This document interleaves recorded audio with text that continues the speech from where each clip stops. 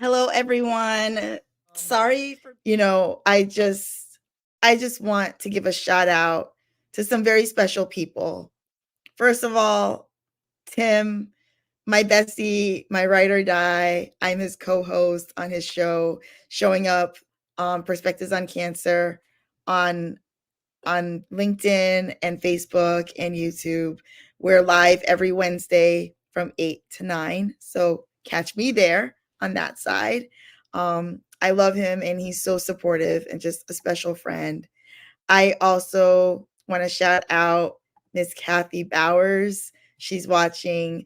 I'm so glad you're enjoying this, Kathy, and for supporting me always. I really appreciate you, and I cannot wait to see you at Call on Congress next month. It's going to be great. Um, this is my cousin Sydney. She is a medical doctor. She's absolutely gorgeous, as you can see. She's a medical doctor. She's also a stage 4 lung cancer survivor and thriver, absolute thriver. She has not stopped working through all of this.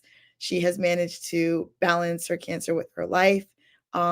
She has an abnormal ALK gene, and luckily they did biomarker testing on her, and she's on a targeted therapy. And so research does save lives. Research does make us have more tolerable treatments that allow us to get, allow us to still, lead our lives and have, positive like there, because of targeted therapies, our lives aren't as negatively impacted as when we have to go through rigorous chemos and all of that. And Sydney is an absolute miracle. And we were talking about this earlier, like she said, how positive outlook helps with survival. And it's not just positive outlook, it's not that toxic positivity, because cancer just sucks in general. And so you're going to have your ups and your downs, and you're going to have your good days and your bad days. And especially if you're going through chemo, you're going to have it rough. If you're doing radiation, I just spoke to my friend Yuli, who's stage 4, and he's been battling since God knows when. I've lost count of how many years now. I think it's 6 or 7. But he's a warrior. And I know we don't like to use that word, but it really is a mental and physical and emotional battle when you're facing cancer. That's just this invisible disease that you can't even see, and you're just fighting for your life against this invisible foe. And positive outlook isn't just about, oh God, I'm going through cancer, but I'm still grateful for life. No, positive outlook is what I told Sydney. She is one of the toughest people I know. She has always been tough since we were little. And I always admired her for it. And she's also very straight to the point, matter of fact. She's not going to censor herself, which is why she'd be a perfect guest for this show. Shout out Sydney. Shameless plug. But she also has this mental grit to her, mental grit. And that means that you can be sad. You can be depressed. You can be, I think Grace is back. Awesome. You can be sad, you can be depressed, but you can push through. And that's still positive outlook. Just the fact that you can wake up in the morning and say, I really don't want to go to chemo number 144 or 190. I went through 12 rounds and I wanted to give up at number 5. I literally went to my doctor and I was like, I am done with this shit. I am done. I'm done. I'm done. No more. And I have friends. I want to shout out JJ. I want to shout out Amanda. They have done countless rounds of chemo and put their body and their mind and their mental through absolute turmoil, fighting for their lives. Chemo indefinitely or chemo for life, chemo just to stay alive. And as hard as it's been for them, and as much as they struggle and they are open and vulnerable about their struggles, that's why I admire them and I'm giving them that shout out, is because although they go through that and they wake up and they say, man, freaking chemo sucks. Man, this is going to be a sucky week. It's chemo week. You know what? Even like Yuli, I don't want to do chemo again, Shannon. You know what I tell Yuli? Cry about it, whine about it all you want, but I know tomorrow I'm going to call you in the morning and you're going to be in that chemo chair. That is still positive outlook. Just getting up, even if you whine and cry about it. because you're allowed, because the shit sucks and it is hard on all parts of us. So I just want you to know that when we talk about positive outlook, it's not that toxic positivity that everybody thinks cancer is about. Oh yeah, we're fighting for our lives, so life is great. No, positive outlook is you get up and you do what you have to do to fight for your life, no matter how hard it sucks. And even if you are saying how badly it sucks, because you know what? We need to let the world know that shit is hard, this shit sucks, but we still do it. And it's not what is portrayed on freaking TV. That's This is right. the real thing about it. And I still have my days where I can't even vacuum my small ass apartment because of what my chemo has done to me. Or I look at myself and I'm 60, 70 pounds, heavier. What Grace went through. She gained so much weight on treatment. I'm still trying to struggle to lose that weight. And I have to deal with my scars, and I have to deal with the weight that I've gained, and I have to deal with my side effects and all this shit that still happens when people think, oh, just let go of your cancer. Every day, as simple as what I put in my mouth to eat, is decided by how is this going to affect me? And how's it going to affect me? Because what the chemo did to my digestive system and the fact that I'm missing a third of my bowels, right? So it affects me every freaking day. The chronic pain, the neuropathy, and now the hip pain that I have to deal with that nothing helps with. And then the minute that I lost sleep, you know what happened? I felt myself getting a partial bowel obstruction just from the grief. Stress and So, stress. right. I lost my dog. I ended up in the hospital that weekend with a bowel obstruction, like stress. So, you know what? Shit is real and we never get back to normal. Even 12 years later, Grace is 19 years. Shit never gets back to normal. Our bodies are never the same and our mind is never the same. And it's a constant struggle. And I want people to understand that. You don't just pick up where you fucking left off. It's not that easy. Every day, no matter how long we survived, we either remember what we went through, we're a different person because of what we went through, or we're suffering from long-term effects from what we went through to save our lives. And I want to make that point, and I want everyone to understand that, because not everyone understands. And I remember being a cancer patient and saying, I do these 6 months, I do these 12 rounds, and I pick up where my life went up, where it left off. It's just a pause. It was just a pause. Nah, that shit threw my train onto a totally different track, and I had to figure out where I was going and how to ride it. That's it. And I'm sure, Grace, you agree.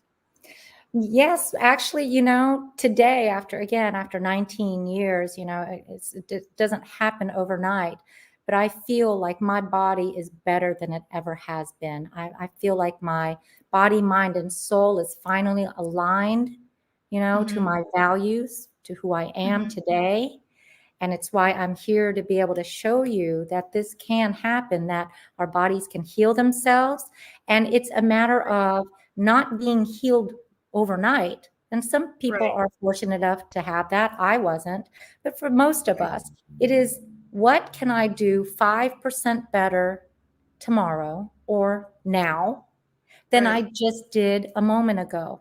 Right. Because if you're doing, so for instance, and I share this with my clients, if you drink, and I know this is a bad example, but just hear me out. If you drink 5 diet sodas a day, okay, first of all, I don't drink sodas, but I'm just putting this out there. If you drink 5 diet sodas a day and you're trying to get healthier, how about tomorrow, okay, tomorrow, you drink 4.5 cans of soda and you drink a half of a mug of, say, herbal tea. So Right. now you're doing yourself better. And the more and more you get rid of toxins, the easier and easier it will be for your body to start healing on its own. When I Yes. say that, I'm saying, we have to give it the environment it needs Right. to survive. Right. And if we can look at our bodies like that, instead of, okay, I'm not the perfect eater. I will eat sweets from time to time. And I know that sugar is the worst thing we can do to our bodies, but we're being real here. And just because I'm a holistic wellness consultant, or Right. if I could be a doctor, and Nobody is perfect, right?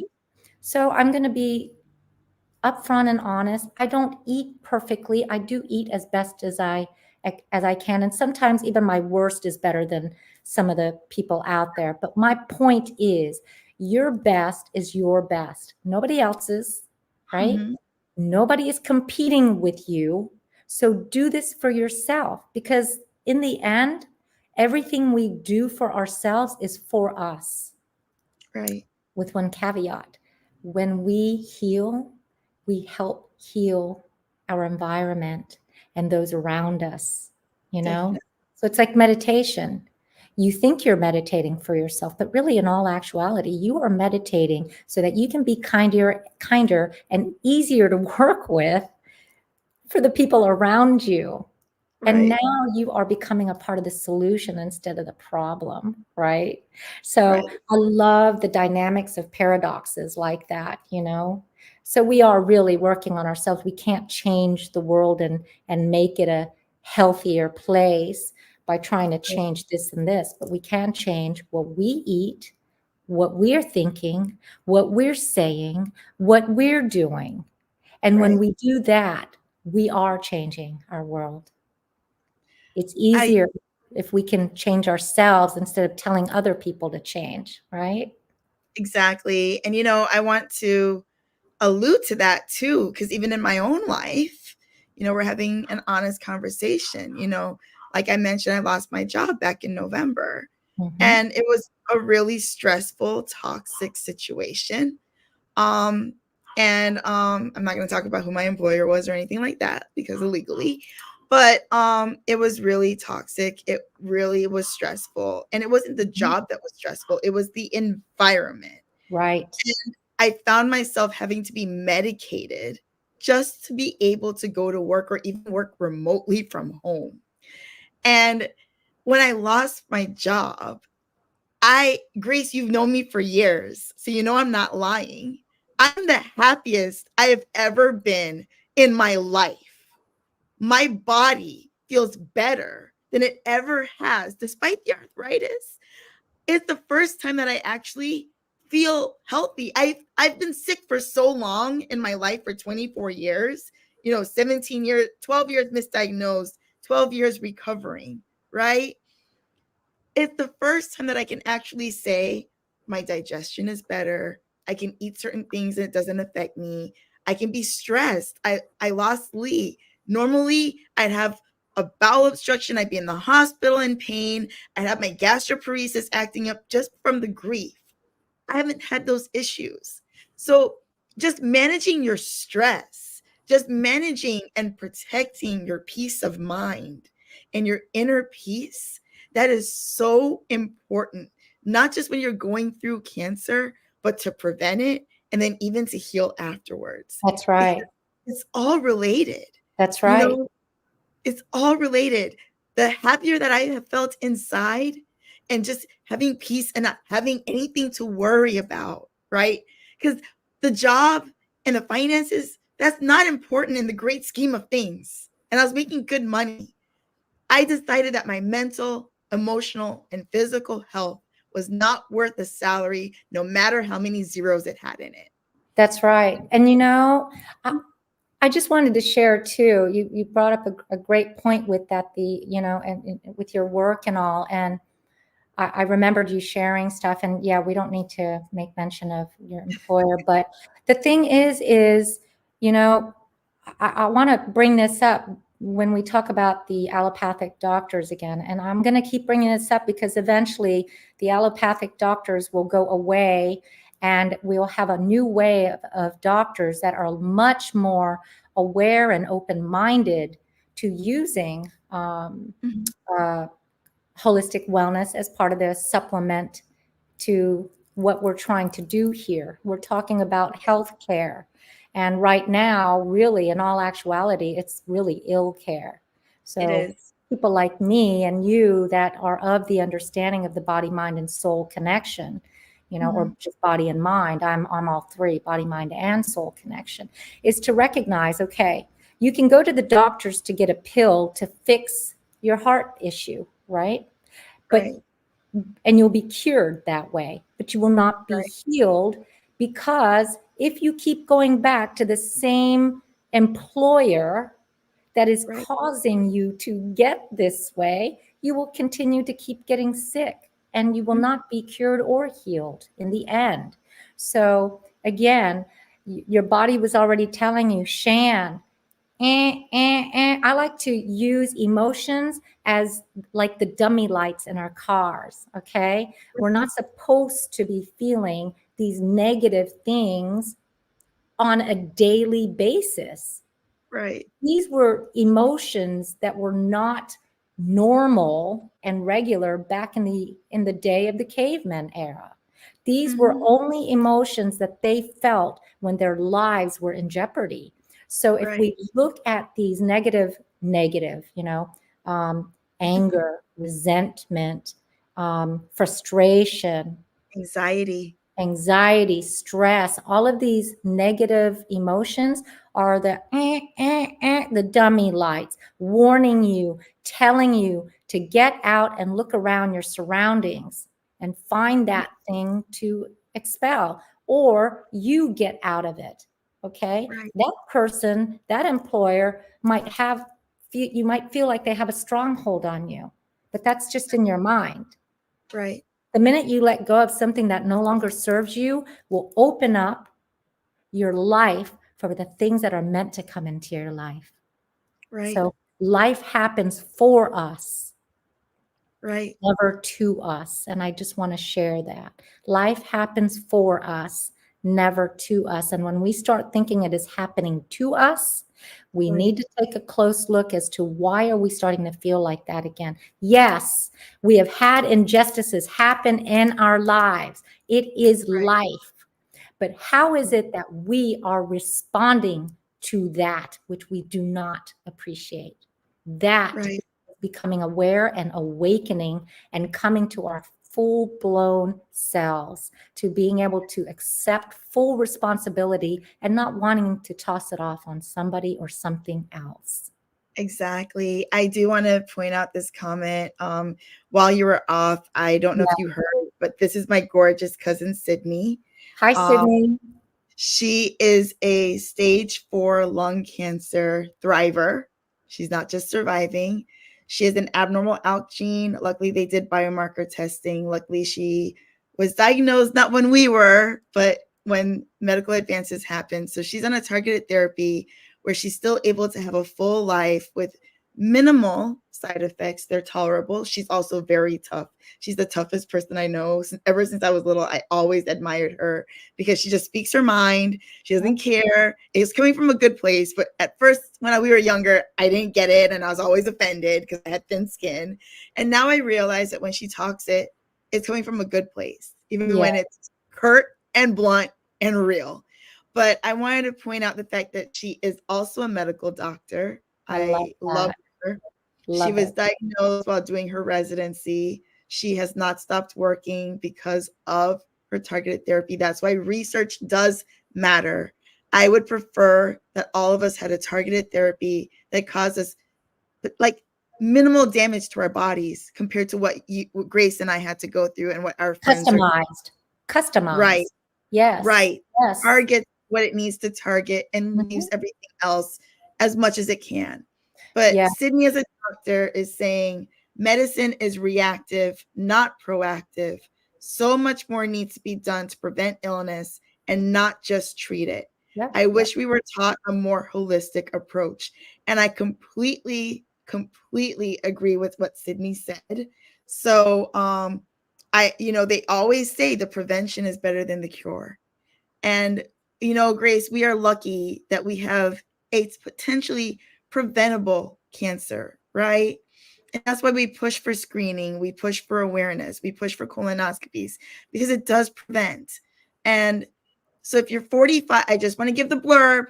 If you're 45 and older, please do a colonoscopy. I know it has a stigma. The preps are a lot better than what they were. The doctor sees what they need to see. If there is something, they remove it. Hopefully it's just a polyp. If it stays 0 or 1, They can remove it without you having to do major surgery and chemotherapy. And if you have any symptoms at any age, like Grace and I were young, we were young when we were diagnosed. We still wouldn't qualify for a colonoscopy at the age that we were both diagnosed.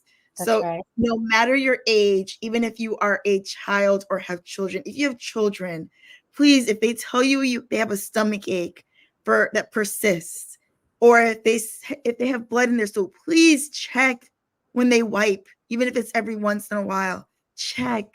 Don't just assume it's a hemorrhoid or it's stress. Just take them to the doctor. And no matter, I wish that my pediatrician, when he said that I had a stomach ulcer because I had bright red blood in my stool, I wish I had persisted on screening of some sort. But we didn't know back then. That was 1999. So, if you have children, know that they're at risk. We're losing kids to this disease. That's why my logo is gold, and I have the gold, the gold stripes on my Blue Couch chat, is because this is sadly becoming a childhood cancer, and it's deadly for them. And so I just want you to know that even if you feel healthy, but you're 45, please do that colonoscopy. That is the best way to do anything. And especially if you're a minority, you're at increased risk. If you're of African descent, you have a 25% plus higher chance of getting colon cancer, even below the age of 45. So I just want to say that. Thank you. I love that. I'm so glad everyone's who's listening to this is learning a lot about this. I also do want to make a statement too. Although we do understand, especially for us, because we're in the community, the colon cancer community, the colonoscopy as being the gold standard, it is. But also for those that cannot stand it and will not stand for it, then I would like to invite you to do some of the other easier, less invasive thing. I mean, colonoscopy isn't really invasive, but if you can do something like Cologuard or anything like that. And yes, all these things are going to have a margin of error. But the point is get something so that you know where your baseline is and where you may not be at your baseline anymore. Maybe you're now starting to get sick, and maybe now you have blood in your stool without you even seeing it. There are these wipes that you can wipe and toss in the commode, and if it changes color or whatever it is, I mean, don't quote me on this. Right. Then you can actually see if you even have a need to go get your colonoscopy. I think these things are like 10 or 15 bucks over the counter. You don't need anything. What I'm suggesting is if you cannot do a colonoscopy or you don't want to do a colonoscopy, I'm urging you to do everything that you can to be your best advocate, even if it means to just buy something over the counter and see. Do they have false positives? Of course, some do. Nothing is going to be perfect. Now they're getting to that point where everything is going to be almost perfect. But they can also have false negatives. Exactly. They can give false negatives and false positives. But Which is why the colonoscopy is is the gold standard.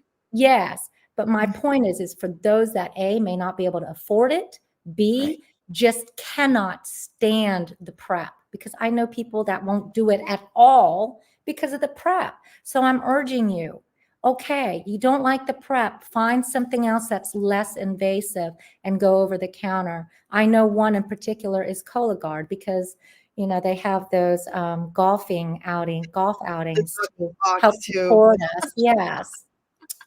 So even if it's not the Cologuard, please find something and go do that, and then you can make that decision. But nobody's going to stand there and force you to do anything. But I am asking you to say that you do, I want you to understand how valuable you are and how much we want you here on earth. This earth is nothing but a beautiful song.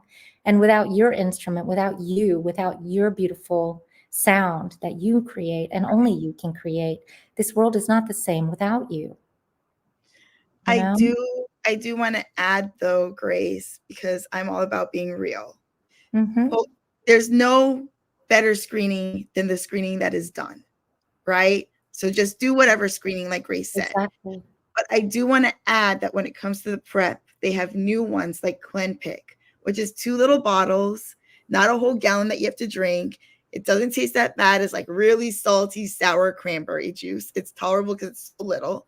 You drink 1 bottle. You drink 5 6-ounce cups of whatever clear liquid you want, as long as it's a clear liquid and you can mix it up. So I do soup broth, so I feel full. I do, lemonade, then I'll do ginger ale. I'll mix it up. You drink the other bottle about 3 hours, 4 hours later, and then you drink 3 more cups at least of whatever clear liquid you want to do again. They also have the Miralax and Gatorade prep. It's literally Miralax and Gatorade. You don't taste anything. It makes you go, right? I did my last prep, Grace, on an airplane. It's not that bad. I used Clenpick. I did my prep on an airplane. I only went to the bathroom once on that airplane. And by the time I got home, I was taking the 2nd dose and I was at home when I did the rest. And I barely went to the bathroom. Okay. Yeah. When it comes to the Cologuard, I do want to state that if you have a family history or you're considered high risk, that's not the option for you. If you're a cancer survivor or a colon cancer survivor, especially, that is not an option for us. So we just have to grit and bear the colonoscopy. I also want to state, I'm not sure if you know, Grace, but this is one of the things that kept me up at night. And so one night I was up until 3, 6 o'clock researching how many Black people who get a positive Cologuard test follow up with a doctor. There was a study, because I was thinking, am I going to have to do a study? There's a study. There's a paper. Only 25% of Black people who really don't want to do the colonoscopy did the Cologuard. Only 25% of them who got a positive test followed up with a doctor or a colonoscopy in 2 years. So please, people, if you're going to do the Cologuard or any other test and you get a positive, please go see your doctor and please get that colonoscopy, because then what's the point of doing that first test? I have to. Yeah, and I'm glad you brought that up. But a lot of this has to do with our belief system, right? Our belief system and our the stigmas. And again, if you look, it's the other when I say other cultures, you and I are of different cultures, so ethnic backgrounds. But and I was just talking to a gentleman about this, each culture is different. Their value system is different. So it's very difficult. We're going to go back to the men again, unfortunately, especially in the Black community or the Latino community, or in the Asian community. The men, let's skip the Asian community, but the Latino community and the Black community in particular, men are men. You don't do that. You don't go, sharing this and that. You're fine. I'll tough it out. I don't care if I saw a little bit of blood in my stool. I'm not going to go get a doctor to check my booty, this or that. I'm a man. Or if I'm sick, I'd feel sick. That's not true. I know so many people who are stage 3 and stage 4. I didn't have really bad symptoms until I was nearly dying. So, there are people who are stage 4 and they feel nothing. There are people who are stage 4. My grandfather was 90 years old, had stage 4 pancreatic cancer, which is supposed to be debilitating. And he had no pain up until the day he died. He was diagnosed because he had nausea and he had a lack of appetite and he thought he was getting the flu and went to the doctor, like at 90 years old. So just because you feel fine doesn't mean that everything is fine. You can't wait for those warning lights to go off, because sometimes that warning light just doesn't, the sensor's not working. That sensor can be off. Well, yes, and I'm glad you brought that up too, because literally just yesterday I learned that I have a friend, and our mutual friend, we have a mutual friend, and she just learned that she has cancer of her brain, I think kidneys, and her gastrointestinal tract. She's overseas right now on a wonderful vacation, and something happened. She wasn't feeling well all of a sudden. I think she felt like she was getting ready to come down with some, like a sinus infection or something. And they found in just that short a time outside of the United States, like this, that she's being eaten up by cancer right now. She was fine up until just that moment. I'm so sorry. That happens a lot. Yes, especially after just learning that, Lee died. And I had a business meeting today and learned that the gentleman's wife had, she was the one that had the kidney cancer. I think my other friend had liver, brain, and the gastro, I think is what she had. Wow. She had 3 things. This guy, his wife, has just finished going through kidney cancer. So she's Right. got some bags tied or Velcroed to her thighs where, liquid is being drained and things of that nature. Every cancer, no matter what type it is, has some not so fun things that we have to do to get better. But, once we get past that stage and we come to the acceptance portion, this is where I'd like to really come to, the hardest part is being diagnosed and having to go through it, the shock of it all. Excuse me. We've got major pollen going on right now here in Jacksonville. And so all of this stuff a month early I'm getting, but I digress. So what we want to do is really, understand that the sharing of our feelings is real, that we should share them. We must share them or we stay sick. We will stay sick. The other thing is allow people to share where they're at as long as we don't stay in that boat. It's the staying in that boat and having to relive that life, to relive the traumas again is what will continue to re-trigger your body. You may not think that you're re-triggering something, but your physiology is having to relive it over and over again. That's why, I share, but I try my best not to go in so deep that I'm reliving the traumas of that, and instead coming out and focusing more on the goodness, that positive talk that we're talking about. It's not, making you try to forget that what you're going through is what you're going through. It's saying we accept that, we acknowledge that, but here's where we need to go, because you can either stay in it and wallow in self-pity, right? Or you can say it, feel it, and give yourself. This is what I did. When I was going through my self-pity, I like to call them my pity parties. I allowed myself 10 minutes of grieving in the early stages of my diagnoses. And I would cry, I would punch my pillow, I would scream, I would look out the window and just, why me kind of thing. When I saw my young children playing in the snow and I couldn't go out there because my entire body would have frozen and it would have contorted. It was so painful to touch anything that was warmer than, room temperature. So to be out there, I couldn't do that. So I would wallow in self-pity, watch my children. Woe is me. I can't be there playing with my kids. I'm dying. Right. I got in that space. I cried. Yeah. I sat in my bed. I laid in my bed. I was in so much fear and a lot of deep fatigue. It was so bad. It was so painful for me to just get out of my bed and walk the few steps to use the bathroom. Right. So, I'm not, please understand where I'm coming from. I'm saying give yourself those 10 minutes, 15, whatever it is. Give yourself an hour a day if you have to, whatever it is. But do not stay there, because now you're going to just be digging your own grave. And I have to share with you life. What we have here, yes, it's tough, but it is beautiful. It is so beautiful when you can get beyond the what is the word I'm looking for? When you get beyond the initial phase of being diagnosed, when you Trauma.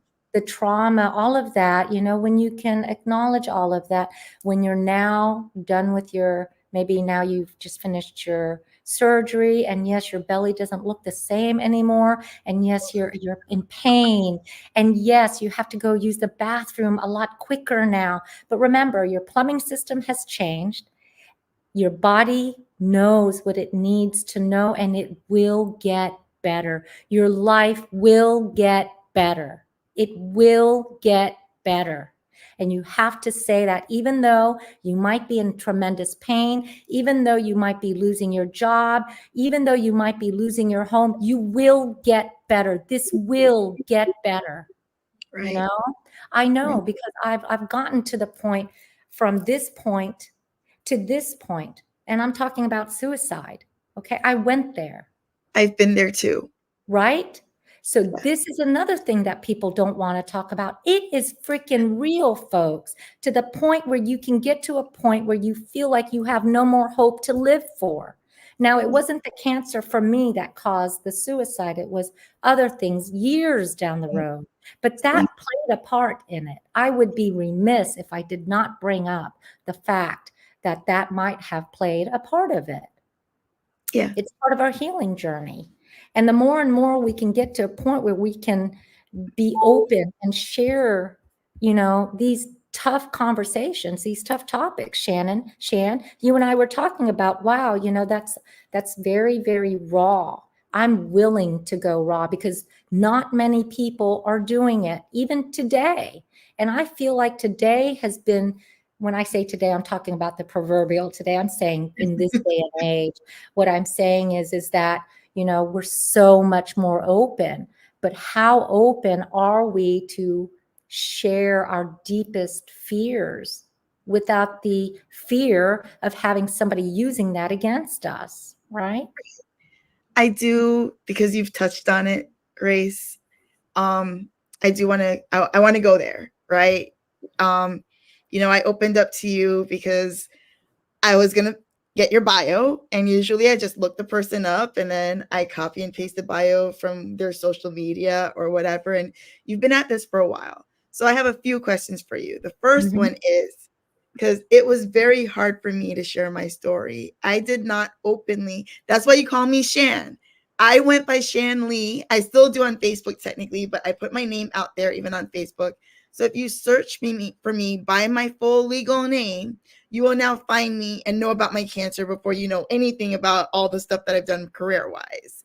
And it was hard for me to share my story.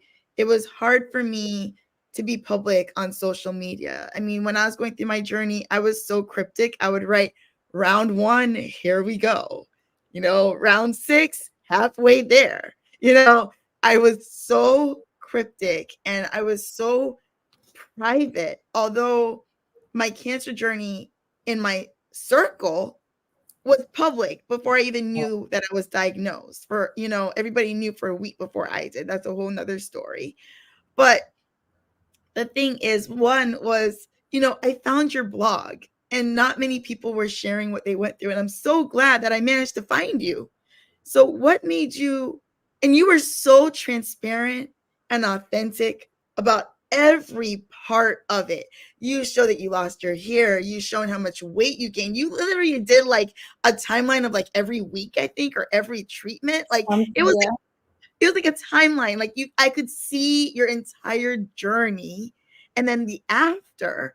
And it really, really impacted me, I have to say. Like, because I didn't find anybody in person until I met you in 2013. So 2 years after my diagnosis. So you really were the only one that I knew, although it was virtually, and reading your blog. And it was so helpful. So what made you choose to be so public about something that we usually keep so private? That's my first question. Okay. And thank you for that question. And thank you for the preface before the question, you know. And back in those days, we didn't have social media like we do today, which is what you touched on earlier today. And so I had a very difficult time finding somebody close to my age, right? Somebody close to my demographic, because most of them were much older. I'm talking, and back then, you know, I was 38. So I'm talking people in their 60s, I would find that. And the thing was back in those days, there were what was known as like posts. I forget what they were called back then, but you typed in your comment and it would be up on this platform and like you could threads, like Reddit and stuff. Right? Yeah. That's how it was back in the day. Like chat rooms. Yes, chat rooms and stuff, because we did not have, I mean, even back then, we didn't have, we didn't have this. No. So a lot of it was forms. You had to fill out forms. They were boards, message boards. That's what they were called. Right. Back in the Right. day, they were freaking message boards. So they were basically, emails basically, but they were displayed on a platform and you could read people's stuff. So that's what it was. And I couldn't find anyone similar to me. Okay. So what I decided to do was I was going to put up a blog and write down everything that affected me, everything, and be open about it so people can follow me, see the before, see the during, and the after. And I didn't realize how big it would get. But what I would do is I was my own guinea pig. And that's why I'm a holistic wellness consultant today, because I did the stuff on me. I did the steps so that I could see and share with people what worked for me, because I wanted to be able to help others see that. What could help you? So, I went through all these things that the doctors would give me, and I would write down all the things that would happen to me. So side effects, I would get product A and I would write down my side effects and what would happen. I would take photos. I would share as openly as I could with what I was feeling at that moment, because I wanted to know if there were other people out there that was going through. I felt so alone. I felt like I was the only one because I was the only one in my world. I didn't know anybody else that had our colon cancer. And I was scared because everything that I read showed death, everything that I came across. In the end, I remember this one lady's story. She was almost close to my age. I mean, she was in her 40s, whatever. And when I was so excited, but when I got down to her journal, she had died. I cried. She left behind a husband and a child. And I reached out. I tried to reach out as best as I could back in those days. And I said, well, what happened? And I wished I had gotten to know her. I felt like I knew her. Right. So Right. I wanted something like that in case I was going to die at that time, that somebody else could find something to give them hope, even if it's in that short paragraph, something to let them hold on to life. And, one of the other things I'd like to share, I noticed that your cousin, what I loved was that she's open to the more holistic approach, and she's a doctor. So one of the things that I loved about what Dr. Sydney said, what she was alluding to, I believe, is, yes, she may be a doctor, but she also understands medicine is reactive. It is not proactive. And I love where doctors now are understanding that, back in the day, they weren't taught this stuff. So I'm not sitting here when I was talking about how allopathic doctors are allopathic doctors, I'm not blaming them. What I am doing is I'm saying poo-poo to the society and our system for not teaching them the rest of the truth. Right. And that's why I ran for school board, for one thing, was to try to start changing these things. Because they're taught. Okay, so this is one of the biggest passions that I have is, I did architecture and I love the big picture. So I'm not just about building buildings. I'm about community design, city design. And our cities are designed, especially Miami, where I live, it's designed in such a way that one, it's not walkable. And two, if you live in certain neighborhoods, you don't have access to healthy foods. They're food deserts. Food deserts are real. If you go on the FDA website, which I have done, they have an interactive map of food deserts, and you can see the food deserts down to the zip code of your area. Yeah. And it's really interesting to see. And the thing is that our kids are taught to eat unhealthy in school. So no matter how healthy we teach them to eat at home, they're not eating healthy at school, which I agree with you, Grace. That is something that is really big on me. But the other thing is that if you don't have access to healthy food and you don't have access to healthcare, you live in a food desert and a healthcare desert. Now, most of the people who live in those areas are of the demographic that are getting sick at higher rates. And I do not believe that's a coincidence. No, that's not. And and a lot of them, unfortunately, are in zip codes that show a lot of poverty. And this is the Right. sad part of our society.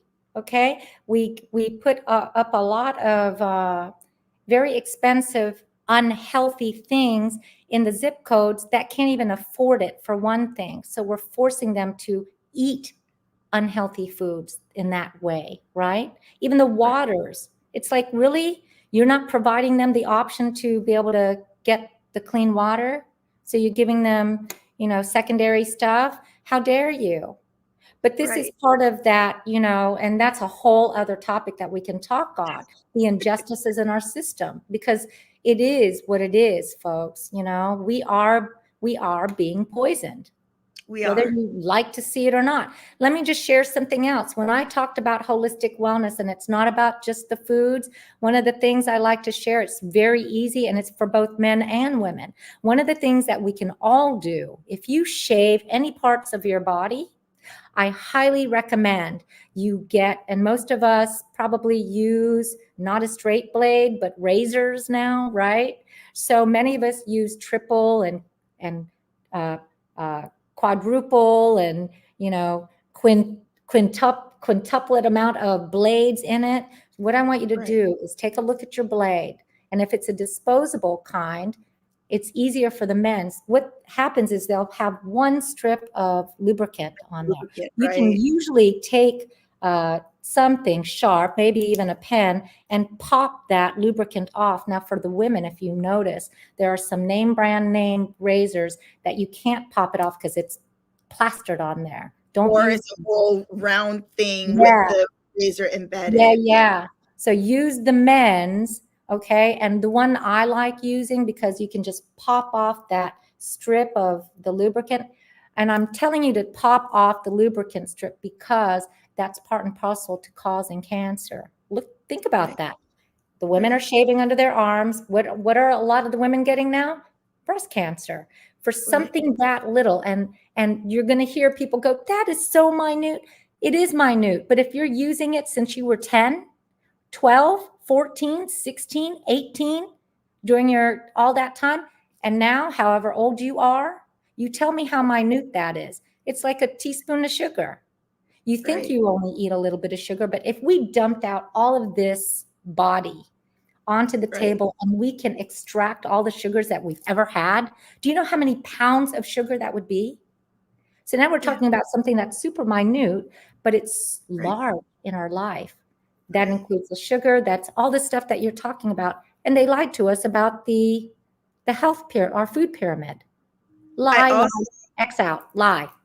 I also want to tell you too, some other things, back to the food, Yeah. is some people think that it's healthy to eat tomato soup that's out of the can. Nothing in a can or in a box is good for you. Okay. Also, I mean, almond milk in a box, that's a little different. But if it's in a can or if it's mac and cheese in a box, it is not good for you. We're going back to the low income communities. Yes. Unfortunately, even if you're low income and you're on EBT and you want to eat healthy, it's more expensive to buy carrots and celery than it is to buy some canned crap to feed your kids. That's That a is reason. wrong. Yeah, there's a reason why Right. they do that, right? Convenience. The But it's price. not just that, but it's also the systemic way of making Yeah. us sick. Because Hello. why are veggies and fruits more expensive than the unhealthy crap that you want us to eat? And Right? water. Why is water more expensive than, Water, right? right? Good Cleaner water. water is more expensive. You It's know, and soda is cheaper than getting mhm, natural fruit juice or getting fruits to juice yourself. mhm. I'm from a third world country, and I can tell you that you can get fruits for free. You can buy fruits. People are selling fruits at the traffic light, fresh fruit. And we don't have all of the pesticides and all of that crap on it. My dad raises chickens for the largest poultry manufacturer or producer in Jamaica. He's not allowed to even give his chickens antibiotics. Okay? He can't give them anything in their water, not even sugar. Like, Mhm. this country, if a third world country can do that, Why are we so bad? And then I also want to go into, I'm a Black woman. My mom, my hair was super curly and thick, and it was long when I was little. And my mom relaxed my hair from when I was a little girl. And when I wanted to go natural, she told me I had to wait until I was 18. Mom, I'm not blaming you here, so please don't get defensive for watching. But hair relaxers are now being shown to cause cancer, right?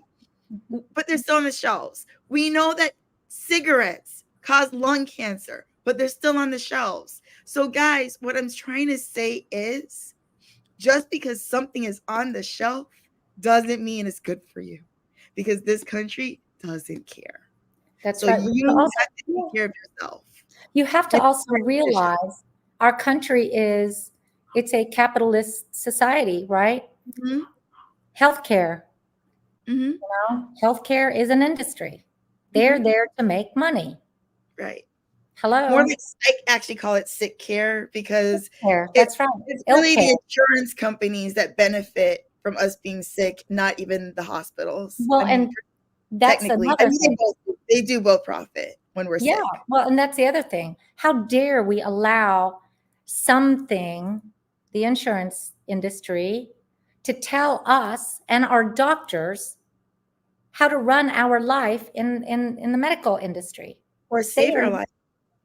Yeah, exactly. They're the ones that are making the money, but they're the ones also acting like they're the doctors, and they are not. They are insurance people, not doctors, but they are the ones that are running our healthcare system. So, you know, holistic wellness isn't just about finding herbs to help soothe your soul. It is also to make a change in our country, and not saying that we need to change healthcare, ill care to healthcare, but we are making a whole new wellcare system. I agree. This is, you know, I'm so proud to be a part of the movement that eventually our children's children and their children's children's children, we will no longer have cancer. We will no longer need that, because we will be a lot more aware and open and loving and kind to one another, which right away, if we live in love, folks, we would not have war. We would not have illnesses like this. Right. Because the illnesses are stemming from greed. They're stemming from unnecessary procedures that are happening in our country, you know? And I'm trying my best to stay away from that, because, and it is all part of holistic wellness. And that's the other thing. Holistic wellness isn't just about nutritious foods and all what we're talking about. We're talking about systems. And I love that you said you see when you can zoom out and see the whole picture. And that's what holistic wellness is. And for me, every holistic wellness consultant is different. For me, because of my spiritual gifts, I am able to see and make connections that others can too, but from different perspectives. If we can all share that, we will have a solution. And part of the solution is what we're doing right now.